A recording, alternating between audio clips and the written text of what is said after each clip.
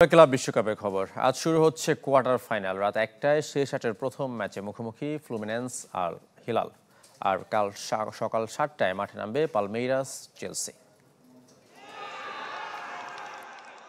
Round of 16-এ দুই European জায়ান্টকে বিদায় করে আত্মবিশ্বাসের তুঙ্গে ব্রাজিলিয়ান ক্লাব ফ্লুমিনেন্স ও সৌদি আরবের প্রতিনিধি আল হিলাল এবার তারাই মুখোমুখির অপেক্ষায়।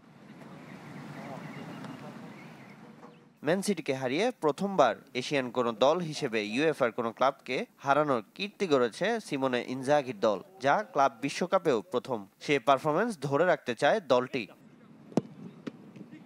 নিজেদের শেষ ৬ ম্যাচে অপরাজিত রিয়াদে ক্লাবটি দলগত পারফরম্যান্সের ভিড়ে আসরে ৩ গোল করে ক্লাবটি সর্বোচ্চ গোল স্কোরার মার্কোস লিওনার্দো।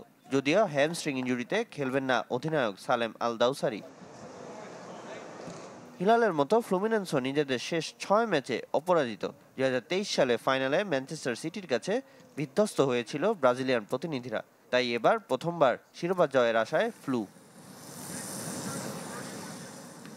দ্বিতীয় কোয়ার্টার ফাইনাল ২০২১ সালে ক্লাব বিশ্বকাপের ফাইনালের পুনরাবৃত্তি। সেবার ২-১ গোলে পালমেইরাসকে হারিয়ে প্রথম শিরোপা জিতেছিল চেলসি।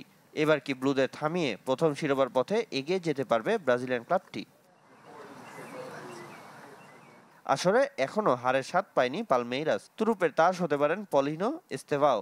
কার্ড নিষেধাজ্ঞায় খেলা হবে না ইয়োকিন পিকেরেজের। পালমেইরাসকে রুখে দিতে এই ম্যাচে চেলসি জার্সিতে অভিষেক হতে পারে নতুন সাইনিং জোয়াও পেদ্রোর। নিষেধাজ্ঞা কাটিয়ে ফিরবেন স্ট্রাইকার নিকোলাস জ্যাকসন। তবে খেলা হচ্ছে না মিডফিল্ডার মইসেস কাইসেদোর। সামিন ইয়াসার, চ্যানেল 24।